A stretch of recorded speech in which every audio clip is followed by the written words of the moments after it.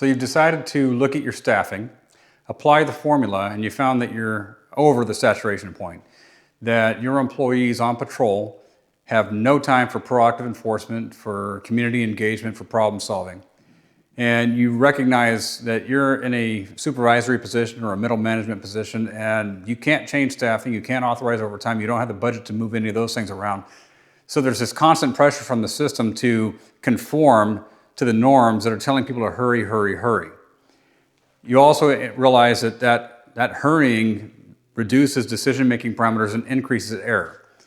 So what can you do about that when you're stuck in that position? Well, you still have to think in terms of, okay, what's fair, what's right? You have to triage the calls that you're dealing with. What can affect human life?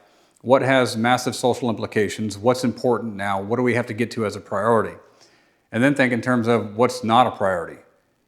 Then you have to encourage your employees to slow down. Slow down.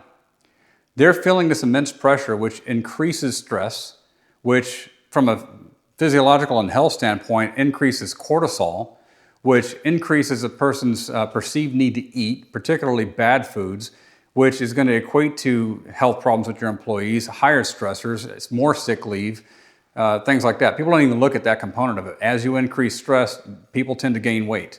And with that, other health problems come along with that. So that's another issue that needs to be managed. But the idea is that what you can do is encourage people to slow down and just share the formula, share the staffing, share the oversaturation, the reality of that. The problem that we have and what I've seen is that everybody's encouraged to keep hurrying up. Nobody's doing the background work of, well, here's why you're forced to do that or perceived to be forced to do that. But here's what we can do about it. Because my feedback to my troops was, look, the more you keep doing this, and especially the more you keep doing this, and what do you have to do to make this thing keep going? You have to write reports on your own time. I told my employees, don't work for free. Slow down, communicate with your sergeant, let them know that you need time to sit and write reports. I tell the sergeant, say, look, this old way of thinking where, one of the funniest things I heard as an employee came to me and says, yeah, one of the sergeants told me, after everybody's been told not to force people to work for free, well, if the report writing fairy happens to visit you, okay, so we have an official policy and a law that says you can't compel your people to work for free, but then you're encouraging your employee to work for free. No, stop that. So as a lieutenant, I told everybody, look, don't work for free. Ask for the time, ask for the overtime, ask for a schedule adjustment, whatever you need to make sure that you're getting paid for your work, number one. Number two, don't feel the need to sit here and rush through. And I shared the formula with them and I showed them why this is happening to them.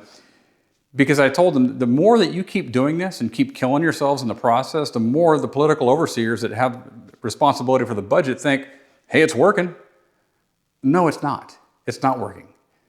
It's working off the backs and off the health of the employees that are forced to work in that system. And then what happens is the ones that can tolerate it for a certain amount of time, but the ones that can, they're working hard, and the chain of command's looking at that like, okay, that's great. But what about the ones that can't keep up? Well, there must be something wrong with you. Again, not factoring other things that may explain why they're not keeping up with it.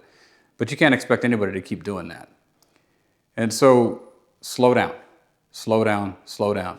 The calls that need your attention, take your time on those calls. When those response times go up and the political overseers see that your response times are going up, you need to have a scientific and mathematical basis from which to explain, here's why your response times are going up. And then have the backbone to say, look, all these years we've been suggesting to you based on a population ratio that you only need X number of deputies.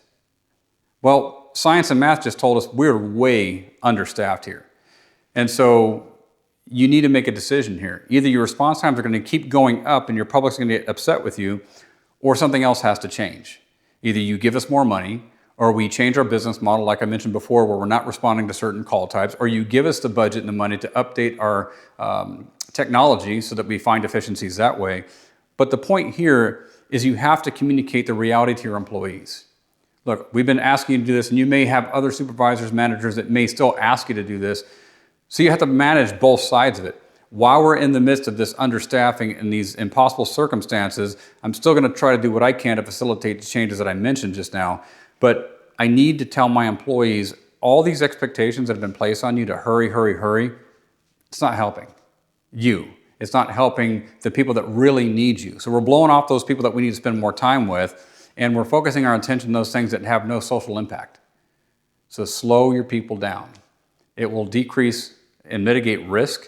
It will make better decisions. It will give your employees more peace.